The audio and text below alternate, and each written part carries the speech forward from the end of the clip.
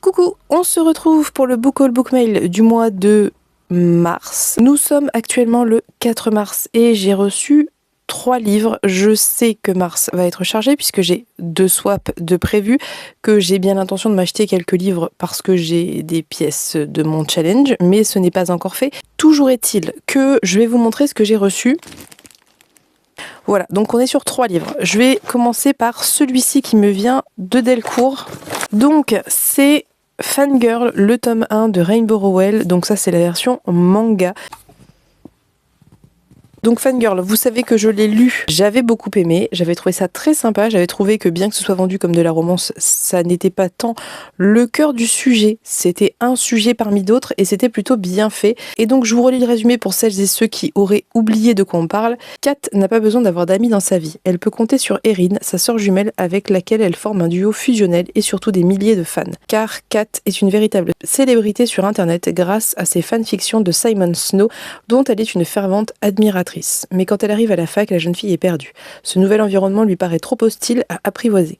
Pas évident de trouver sa place parmi une colocataire revêche, un professeur réfractaire aux fanfictions, un petit ami inexistant et sa sœur qui la délaisse désormais pour tisser de nouvelles amitiés. Kat devra affronter ses peurs et ses angoisses pour trouver sa voie. Voilà, je crois qu'elle s'appelle pas Erin en VO, mais je crois qu'elle a un nom imprononçable en VO. Je me rappelle avoir galéré à le dire. Je vous le remettrai si j'y pense. Deuxième service de presse que j'ai reçu, c'est dans le cadre du partenariat avec Robert Laffont. Et je suis ravie de vous montrer ceci, donc une nouvelle publication de Nnedi Okorafor que j'aime beaucoup. C'est La mort de l'auteur. Je le trouve plutôt joli. Je trouve ça très chouette qu'ils aient mis une femme noire sur la couverture parce que c'est vraiment pas si évident que ça apparemment. Donc on nous dit Zelou, que je dois peut-être très mal prononcer, n'hésitez pas à me reprendre. Zelou est nigériano-américaine. Zelou est paraplégique, Zelou est auteur. Avec un E. Autrice, ça aurait été mieux, mais soit. Mais Zelou n'est pas reconnue, ni par sa famille nombreuse qui ne la comprend pas, ni pour ses romans qui ne trouvent pas d'éditeur. Jusqu'au jour où, désespérée et sans emploi, elle se décide à écrire un récit de science-fiction sur des androïdes et des IA au cœur d'un monde post-apocalyptique roborouillé. Le succès immédiat de son livre bouleverse sa vie. Progressivement, les frontières entre réalité et fiction s'effacent, emportant avec elle ses certitudes. Au fond, qui est vraiment Zelou? De Chicago à Lagos, en passant par les confins de l'espace, cette fiction afrofuturiste profondément humaine casse les codes de la SF. Il est là, je suis très contente de l'avoir, j'ai très hâte de le découvrir. Donc merci Robert Laffont pour ce service de presse. Il y en a 2 autres je crois qui arrivent, mais pas tout de suite, peut-être en avril, on verra. En tout cas, je vais essayer de pas laisser traîner ça. Et le dernier, je crois que je sais ce que c'est, ça vient de chez Gallimard et je ne suis qu'impatience de vous le montrer et de le lire. C'est bien ce à quoi je m'attendais. En même temps, pas de grande surprise. J'attends pas des milliards de choses de chez Gallimard vu que je ne suis pas partenaire et un livre en hardback, il n'y en a pas 50. Donc c'est le tome 3 du cycle des secrets qui est tout rutilant avec ce jaspage vert. Donc le premier était bleu, le deuxième était plutôt dans les tons marron. Celui-ci est vert. Donc le tome 3, Le Palais des Géants, et je ne vais absolument pas vous lire le résumé, bien évidemment, puisque c'est un tome 3, mais j'ai beaucoup trop hâte de le lire, évidemment, de vous en reparler. Je n'ai pas le tome 1 dans ma palle, ce qui est quand même cocasse, puisque à l'époque, je l'avais demandé et on m'avait dit non, mais je trouverai le moyen de me le procurer parce que je compte garder cette saga que j'aime vraiment beaucoup et que je serais ravie de faire découvrir à mon fils quand il sera en âge. Pas tout de suite. Il sort le 6 mars, donc il sort dans 2 jours. J'attends un dernier livre que je suis censée recevoir, mais je ne sais pas quand. J'aimerais bien l'avoir bientôt parce que j'ai beaucoup trop hâte de le lire vu que c'est un Tchaïkovski. Donc voilà, ça démarre très fort. Bon, il y a un graphique dans le lot, donc ça va. C'est pour ça que je ne vais pas tout de suite foncer m'acheter des livres, d'autant que je dois en recevoir de la part d'Emeline très prochainement, parce que je pense qu'on doit s'envoyer ça très prochainement. Et je dois aussi faire le swap de Pénélope, mais ça sera plutôt à la fin du mois. Toute une organisation, les swaps. Donc je vous laisse pour cette ouverture de Book Haul Book Mail et toutes ces jolies réceptions. Et je vous reprends dès que j'ai quelque chose à vous montrer. Coucou, nous sommes le jeudi 6 mars et j'ai déjà beaucoup trop de livres à vous montrer. Je regarde les livres qui me jugent. J'ai reçu mon livre en anglais d'Illumicrate. J'ai acheté des livres parce que je pouvais le faire avec mes points. Est-ce que c'était bien raisonnable et nécessaire ? Non, hein. Mais écoutez, c'est comme ça, j'avais besoin, je l'ai fait. Je vais essayer de lire à fond pour compenser toutes ces entrées dans ma palle. Commençons avec mes achats. Je me suis pris ce livre-là qui me faisait très envie, c'est Les féministes t'encouragent à quitter ton mari, tuer tes enfants, pratiquer la sorcellerie, détruire le capitalisme et devenir transpédéguine d'Alex Tamessilia, j'espère que je le dis bien. En tout cas, je pense que ça va se lire très vite, c'est pour ça que je culpabilise pas non plus trop parce que je pense que là je suis sur des livres qui vont se lire quand même assez vite et assez bien. Donc je me suis pris ça, je le trouve très beau, très flashy, moi j'aime beaucoup. Ensuite, puisqu'on était dans cette lancée d'un peu d'essais, etc., je me suis pris toute une moitié du monde d'Alice Zeniter qui pour le coup est plutôt un essai. Alors je vais vous dire ce qui est écrit derrière. Avec toute une moitié du monde, Alice Zeniter écrit un livre hautement stimulant fondé sur ses expériences personnelles de lectrice avant tout, mais d'écrivaine aussi. Un livre qui nous invite à repenser nos façons de lire les histoires qu'on nous raconte.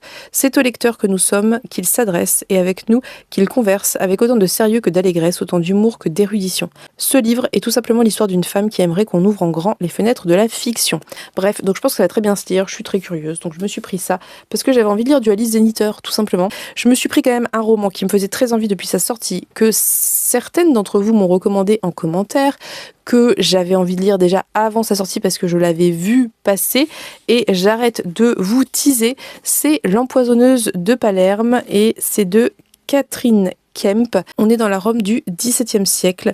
Les hommes tombent comme des mouches sans que nul puisse l'expliquer. Caché dans les ruelles et les ténèbres de la ville éternelle, un mystérieux cercle d'empoisonneuses œuvre derrière la façade d'une boutique d'apothicaire. Depuis son enfance à Palerme, Giulia consacre sa vie à aider les femmes brisées, brutalisées, tantôt guérisseuses, avorteuses ou empoisonneuses.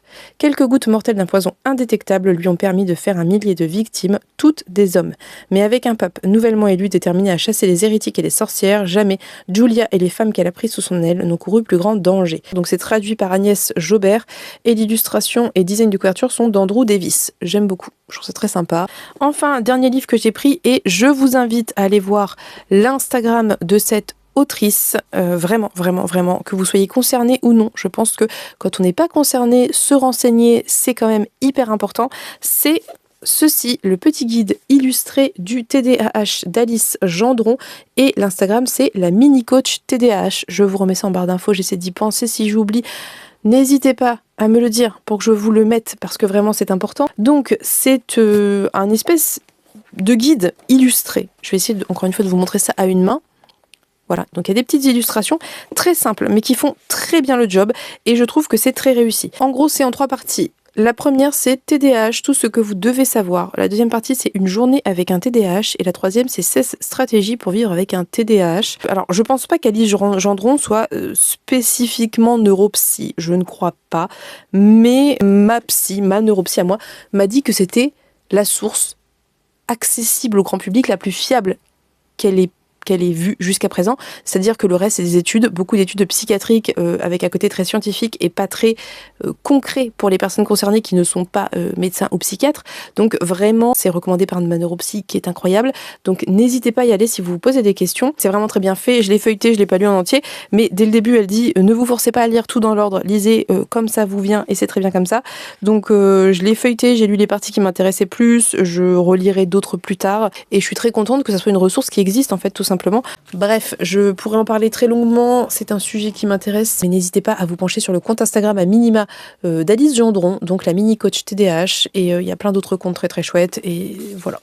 Passons donc à l'ouverture de mon Illumicrate du mois de février, j'imagine. Donc, c'est Capitana de Cassandra James. Voilà, il est très joli. Par contre, le livre dessous est très très joli, regardez. C'est une espèce de carte comme ça, là, c'est très beau. Évidemment, non pas évidemment du tout. Chez Illumicrate, il n'y a pas de couverture réversible comme chez Fairyloot. Par contre, il y a des illustrations. Voilà, comme ça. Et est-ce que je peux vous dire vite fait de quoi ça parle sans de me casser la tête à traduire, j'ai la flemme.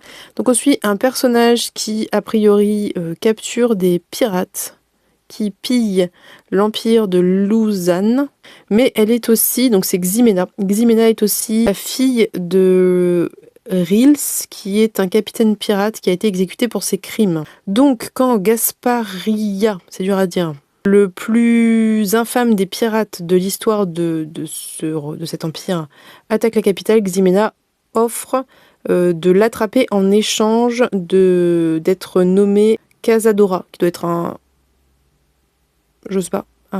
grade, peut-être. Donc l'Empire va accepter, et donc elle va devoir, enfin c'est sa chance de prouver une fois pour toutes qu'elle n'est pas dangereuse parce qu'elle est la fille d'un pirate, blablabla. Voilà, donc écoutez, pourquoi pas, je sais pas, je suis pas opposée mais pas non plus hyper convaincue. Il y a une espèce de mode des pirates qui revient, ou c'est moi, je ne sais pas. J'en ai vraiment 1000 à lire, c'est une catastrophe. Donc là, ce mois-ci, il faut que je m'y mette aussi. Mais bon, écoutez, c'est compliqué, c'est compliqué. Soit, donc c'est tout, c'est déjà vraiment beaucoup. Donc on se dit à plus tard. Coucou, on se retrouve, nous sommes le 7 mars. Je reviens pour vous montrer 2 livres qui sont arrivés dans ma palle. Donc il y en a un en cours et un que on m'a offert aujourd'hui. Donc le premier qui est en cours, c'est le tome 2 de la migration annuelle des nuages qui s'appelle Ce qui se dit par la montagne, toujours de Primi Mohamed évidemment, et j'ai lu plus ou moins la moitié, donc là mon objectif c'est de le terminer aujourd'hui, donc quand vous verrez cette vidéo vous aurez déjà mon avis. Et le deuxième je vais essayer de l'attraper mais il est sous une pile de livres que je dois présenter dans une autre vidéo.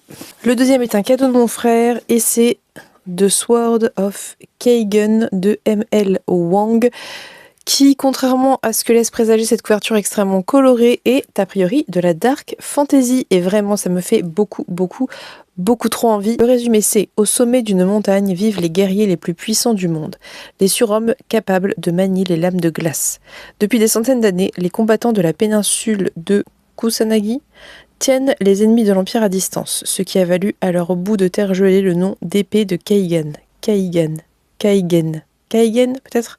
Lorsque les vents de la guerre commenceront à souffler, la famille Matsuda aura-t-elle la force de défendre les siens, ou ses membres s'entre-déchireront-ils avant même que les vrais ennemis n'atteignent leur côte? Et c'est traduit par Emmanuel Chastelière, voilà, donc c'est publié chez Calix. Je sais pas si... À la fois je trouve ça joli, enfin j'aime bien la couverture, le jaspage me convainc moins. C'est une sorte de dragon j'imagine, oui, il y a la tête là. Mais du coup c'est dommage, c'est pas très lisible. Par contre la couverture est très jolie. Mais en fait ce qui m'a fait envie c'est que c'est de la dark fantasy a priori. En tout cas c'est ce que tout le monde m'a dit. Donc moi la dark fantasy vous savez que j'adore ça. Et du coup c'est vrai que c'est un peu particulier parce que ça reflète pas trop. Vous voyez ce que je veux dire? Donc bref, peu importe. En tout cas ça me fait très envie. Je ne vais pas pouvoir le sortir de suite. Même si j'en ai extrêmement envie parce que je suis dans plein de trucs, mais il est là, il m'attend et je suis très contente de l'avoir reçu, donc j'ai été très gâtée, je suis ravie, j'ai hâte de tout lire, j'ai hâte de vous reparler de tout ça, j'espère que je réussirai à sortir des livres que j'aurai reçus au fur et à mesure du mois, malgré tout, mais nous verrons ça. Pour le moment, on est encore au début du mois, au moment où vous verrez cette vidéo, vous saurez tout simplement, voilà. Donc je vous laisse pour ce petit bout de vidéo et je vous reprends dès que j'ai quelque chose à vous montrer. Coucou, nous sommes le mercredi 12 mars, j'ai reçu un service de presse, je sais déjà ce que c'est pour la simple et bonne raison que l'éditeur est écrit en gigantesque dessus, mais je me suis bien retenue de l'ouvrir, je vais le faire avec vous tout de suite. C'est le dernier Jean-Laurent Del Socorro, Les Amants du Ragnarok. C'est très joli je trouve. Avec une... Non, c'est pas une lyre, je dis n'importe quoi. Avec un... Mince, j'ai perdu le mot. Une harpe. Oh là là, c'était dur. Une harpe, une guerrière. Alors, ce que je trouve cool, et Cécilia me dira si je me trompe ou si vous êtes expert en la matière, c'est que je pense qu'il y a un certain respect en termes de vêture. Ça se dit de vêture, de code vestimentaire. Je pense qu'on est beaucoup plus proche de comment devaient être habillés les peuples nordiques de l'époque que ce qu'on peut voir représenté partout. Je vous lis le résumé. Tant des haches, tant des épées, les boucliers sont fendus, tant des tempêtes, tant des loups, avant que le monde s'effondre, personne n'épargnera personne. Le Ragnarok approche. L'hiver, long de 3 ans, touche à sa terrible conclusion. Thor, fils d'Odin, a eu une vision, celle de sa mort prochaine. Parce qu'elle refuse de s'y résoudre, son épouse, la géante Yarnsaksa, désolée si je dis mal, entreprend la plus périlleuse des quêtes dans un monde où la mort et la vie désormais se confondent. Elle se joint à une skald aveugle en route vers le Valhall pour faire ses adieux à son amante, tuée lors d'une des batailles qui font rage dans les royaumes humains. Ensemble, la géante et la musicienne n'auront d'autre choix que d'affronter le Ragnarok. L'illustration est de Didier Graffet. Voilà. Ça a l'air plutôt cool. Moi, ça me tente bien. Je sais que Jean-Laurent Del Socorro, bien qu'évidemment, il prenne des libertés avec l'histoire parce qu'il écrit de la fantaisie, mais en général, tout ce qui n'est pas dans le cœur de l'histoire et de la fantaisie, il fait vraiment des recherches et regardez à la fin déjà on a un petit précision et référence. Je me suis appuyée sur 2 sources principales pour l'écriture de ce roman. L'Edda, récit de mythologie nordique par Snorri Sturluson, traduction de François-Xavier Dillman, et l'Edda poétique, traduction de Régis Boyer. Il explique un petit peu ses sources quoi, et il y a une biographie. Voilà, donc bref, tout ça pour vous dire que ce que j'aime avec Jean-Laurent Del Socorro, c'est que bien qu'il écrive de la fantaisie, bien que ce soit l'imaginaire, il y a beaucoup plus de réalité, de recherche, etc. historique dans ses bouquins que dans bien d'autres qui sont censés être pas d'imaginaire. Donc moi j'aime beaucoup, je suis très contente, je pense que ça va être très chouette. Je vais apprendre des choses parce qu'à chaque fois que je lis du Jean-Laurent Del Socorro, j'apprends des trucs, même si c'est des trucs un peu minimes, des fois c'est des mots de vocabulaire. Donc je suis ravie et j'ai très envie de le découvrir. Sur ce, je vais vous laisser. Je n'ai rien acheté, rien reçu d'autre. Ne vous inquiétez pas, très bientôt le swap d'Emmeline va arriver. Donc normalement, samedi on se voit, on l'échange. Donc je compte bien le tourner dimanche si je tiens jusque là. De toute façon, je pense que j'aurai pas trop le choix. Donc très bientôt, plein de livres vont arriver ici. Et après il y aura celui avec Pénélope. Mais en attendant, on essaye d'être raisonnable et de sortir des livres de sa palle plutôt qu'en ajouter. Donc je vous laisse. Et on se dit, je pense, à très très bientôt. Nous sommes le 15 mars et je reviens parce que, voilà, j'ai des choses à vous montrer. Donc, j'ai reçu un service de presse de la part de Noël que j'attendais avec beaucoup d'impatience et je vais vous montrer tout de suite ce que c'est. C'est le dernier Tchaïkovski, je crois que c'est une trilogie, donc je crois que c'est le dernier tome, c'est la suite de Dans la toile du temps, Dans les profondeurs du temps et Dans le berceau du temps. Donc ça, vraiment, j'ai beaucoup trop hâte de le lire. Je ne vais pas vous lire le résumé parce que je ne veux pas savoir et je vais le lire avec Marion très bientôt et on en reparlera très bientôt.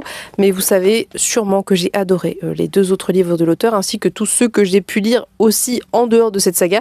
Et ça, vraiment, j'avais trop hâte de le lire. Donc, je suis trop contente. Merci à Noël. Deuxième service de presse que j'ai reçu aujourd'hui et que j'attendais avec grande impatience, c'est Passer sans silence d'Adrien Mangol. J'espère que je le dis bien, j'espère que le D est bien muet. Et ça, je vais le lire tout de suite dans la foulée. Je suis partenaire avec HSN. Ils nous ont beaucoup trop teasé ce bouquin, donc j'ai beaucoup trop envie de le lire. Et surtout, il est en fait assez petit. Donc ça va bien se lire, ça fait 200 pages. On nous dit, Doug Gebert a passé sa vie à écrire. Rendu au 3e âge, il décide que son autobiographie sera sa dernière œuvre. Seulement quand vient l'heure de rassembler ses souvenirs, sa mémoire lui joue des tours et son passé se mêle aux fictions dont il est l'auteur. Et lorsque la maladie prend le dessus, il se sent le devoir d'avouer un crime commis par un de ses personnages. En proie à l'oubli et malmené par un passé qui ne lui appartient pas, le vieil homme se débat avec ce qui lui reste de lucidité pour peut-être retrouver celui qu'il a été, en écrivant malgré lui la biographie de celui qu'il n'est pas. Ça a l'air génial, ça a l'air trop bien. Et la couverture est très jolie, je trouve. Est-ce qu'on sait qui l'a fait? CFX Pavillon. Voilà, c'est très beau. En tout cas, on en reparle vraiment très bientôt. On en aura même très sûrement reparlé au moment où cette vidéo-ci sortira parce que ça va pas traîner dans ma palle, clairement. Ça sort le 19 mars, on est le 15. Si je peux mettre mon avis sur ce bouquin dans le vlog qui sort demain pour moi, ça serait impeccable. Donc, trop hâte de lire. Enfin, dernier livre qui s'ajoute à ma palle, oui et non, parce qu'il y en a d'autres qui viennent du swap, mais on va d'abord regarder ça. C'est le livre qu'on s'offre avec Emmeline, donc tous les mois on s'offre un livre selon une thématique. La thématique de ce mois-ci était le titre d'une chanson qui s'appelle Dead Men Don't Rape, et je vais regarder tout de suite avec vous. Un roman poignant sur l'entrée amoureuse dans la vie des jeunes filles de maintenant, et elle m'a dit « Je suis contente qu'il existe ». Voilà, il est là. On va regarder. Alors, c'est un point déjà. Regardez. Vous voyez? Ah, trop cool! Je le voulais trop! Je me rappelle qu'elle avait adoré. Elle avait adoré, je m'en rappelle très bien. Un monde plus sale que moi, donc de Capucine Delattre. Capucine Delattre qui écrit apparemment des choses super chouettes. Un monde plus sale que moi, c'est le roman des jeunes filles de MeToo, celle qui avait 17 ans en 2017. Celle dont on se dit qu'elles sont nées suffisamment tard, dans un monde suffisamment progressiste pour que rien ne puisse leur arriver. Celles qui ne sont en réalité pas plus protégées que leurs aînés de la violence des hommes. C'est l'histoire de toutes ces filles qui croyaient devenir femmes alors qu'elles devenaient proies. Celles dont on ne parle pas parce que, après MeToo, ce qui leur arrive n'est pas perçu comme assez grave pour mériter mérité des hashtags. C'est un roman qui pose des mots brûlants sur la réalité d'une époque, la nôtre. Et Capucine Delattre est née en 2000. Et est éditrice. Voilà. Je suis trop contente. Vraiment, ça fait hyper longtemps que j'ai envie de le lire. Je me rappelle quand elle l'avait lu. Je me souviens très très bien que ça l'avait beaucoup touchée et c'est un très très bon choix. Donc absolument ravie. Voilà, j'ai été bien trop gâtée. Je vais vous montrer les livres qui étaient dans le swap très rapidement. Je ne vais pas rentrer dans les détails des résumés. Si vous les voulez, je vous remets la vidéo du swap. Elle m'a offert aussi donc Récitatif de Toni Morrison qui est tout petit, qui a l'air absolument génial sur l'histoire de deux jeunes femmes qui vont se croiser à différents moments de leur vie. Toni Morrison est une autrice noire très engagée. Elle m'a mis Soit je n'étais toi de Salomé Saké. Est-ce que j'ai besoin d'en parler? Non, je pense qu'on est vraiment dans une thématique... tous les livres ont quelque chose en commun, je trouve, et j'avais évidemment très envie de le lire parce que j'ai beaucoup aimé Résister et j'aime beaucoup Salomé Saké. Et elle m'a offert, le chant des sans-repos de Roséanne A. Braun, qui est de la fantaisie africaine, si je ne dis pas de bêtises, de fantaisie, de magie africaine. Je ne sais pas trop de quel pays, je vous dirai ça quand je l'attaquerai, mais ça fait bien trop longtemps que j'ai envie de le lire, donc c'est un très très bon choix et il est très joli. Et le dernier qu'elle m'a pris, je vous le montre quand même, mais il ne rentre pas dans ma palle, c'est l'intégrale 1 des récits du Demi-Loup, un magnifique pavé. Voilà, j'espère que vous ne m'en voulez pas d'avoir été aussi rapide pour ce plan, mais je suis un peu pressée et si je le fais pas maintenant, je vais oublier, donc au moins c'est chose faite. Je vais vous laisser avec ce petit plan et tous ces magnifiques ouvrages qui n'attendent que moi et on se dit à plus tard. On se retrouve, nous sommes le 18 mars, j'ai reçu quelque chose que j'ai ouvert parce que je devais avoir deux trucs et qu'il n'y en avait qu'un, donc peut-être que l'autre n'est pas sorti, je sais pas. Bref, ça vient des éditions Gallmeister, c'est déjà sorti, donc c'est déjà sorti quand moi je tourne, donc pour vous, ça fait sorti depuis très longtemps, et ça me faisait très envie, je ne sais pas comment j'étais passée à côté de ce bouquin, mais ça a l'air génial, je vais vous montrer. C'est L'héritage sans nom d'Hélène Gustafsson. Donc je vais vous lire le résumé parce que vraiment c'est très intriguant. Un soir d'été, une bande d'amis se retrouve pour célébrer le passage au lycée. La fête bat son plein, les relations se nouent, se dénouent, portées par l'excès et une insouciance juvénile. Mais lorsque la nuit se dissipe, la descente est brutale. Elisabeth, 16 ans, a été violée. Saisie par une rage vengeresse, elle commet un acte lourd de conséquences qui marquera les jeunes gens à jamais. 15 ans plus tard, le docteur Harald Sen, gynécologue respecté, est retrouvé assassiné dans une macabre mise en scène. Le policier Lars Lucassen est mis sur le coup et son enquête révèle des liens troublants entre les deux affaires. Ce thriller sombre et hypnotique puise dans les contradictions et les perversités les plus intimes de la société norvégienne. C'est traduit du norvégien par Mathis Ferroussier et en dessous on nous dit brillant et captivant parce que nous nous demandons tous d'où nous venons et pourquoi nous sommes devenus ce que nous sommes. Ça a l'air vraiment trop bien. Ça laisse présager des choses, cette couverture. Bon, écoutez, je ne sais pas, nous verrons, mais ça laisse présager des choses pas très joyeuses, mais très probablement captivantes. Et je vais le lire avec Emeline parce que je crois qu'elle l'a reçu aussi, si je ne dis pas de bêtises. Bref, donc, petite réception d'hier, rien d'autre pour le moment. Et en même temps, j'ai envie de vous dire, je pense qu'on est bien, surtout que le swap avec Pénélope va arriver très bientôt. Donc, il faut raison garder. Je vous laisse avec cette petite réception. Et je vous reprends dès que j'ai autre chose à vous montrer. Coucou, on se retrouve, nous sommes le lundi 24 mars. J'ai reçu des livres fin de semaine dernière, je crois. Et j'en ai acheté parce que j'ai été faible. Voilà, il y en avait un parmi mes achats que j'achète toujours quand cette maison d'édition sort quelque chose, donc c'était sûr, mais le deuxième, franchement, n'était pas nécessaire. Je vais vous montrer d'abord mes achats et ensuite les services de presse que j'ai reçus. Le livre pour lequel je suis allée en librairie, c'était la sortie de The Wasting Game, donc de Hélène Raskin. Et c'est... Bon, alors, au-delà du fait que c'est Monsieur Toussaint l'ouverture, que j'achète toutes leurs sorties, à la sortie quasiment, presque toutes, surtout dans cette collection que j'adore particulièrement, je vais vous lire la première phrase du résumé, vous allez voir que ça donne vraiment trop envie. Le richissime Sam Westing est mort, et en guise de funérailles, ses héritiers sont invités à un jeu macabre pour toucher l'héritage, découvrir lequel d'entre eux l'a assassiné. Donc, sur la couverture, on a cette espèce de vieux château comme ça avec... des gens, des pas, c'est hyper joli, ça fait très Cluedo en fait. Et ce qui est très étonnant, c'est que de l'autre côté, on est en contraste complet puisqu'on a une espèce de fête un peu à la Gatsby le Magnifique. Voilà, donc c'est très très beau, vraiment c'est très beau. Et l'intérieur est hyper intriguant. Je vais vous montrer, j'ai ouvert une page au hasard, voilà. des énigmes, bref, ça a l'air génial. C'était au rayon jeunesse, ce qui m'étonne un peu, mais pourquoi pas, peut-être. Je voyais pas ça en jeunesse, mais en même temps, peut-être que si. Je sais pas du tout. Je vous avoue que je sais pas du tout, mais dans tous les cas, ça vraiment, ça me fait trop envie. C'est vraiment très beau, franchement.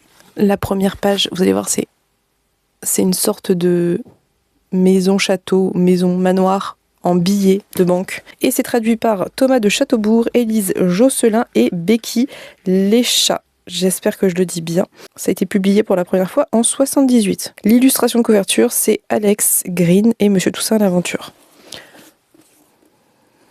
Bon, voilà. Si vous ne l'avez pas vu passer, désolé, j'imagine que je vais vous faire envie, mais c'est difficile de résister. Donc je me suis pris ça. Ça, c'était quasiment sûr que j'allais le prendre. Vraiment impossible pour moi de résister. Le deuxième que je me suis acheté, je l'ai pris parce que ça fait hyper longtemps qu'à chaque fois que je le... Enfin, hyper longtemps, non, parce qu'il est sorti il y a pas longtemps. À chaque fois que je le vois, je me dis, ah, il me fait... Enfin, si, je dis des bêtises parce que je l'ai vu à Montreuil pour la première fois. Donc c'était quand même en novembre. Depuis, ça me trotte dans la tête et depuis... Il est sorti et je suis allée plusieurs fois en librairie, je l'ai vu, j'ai résisté.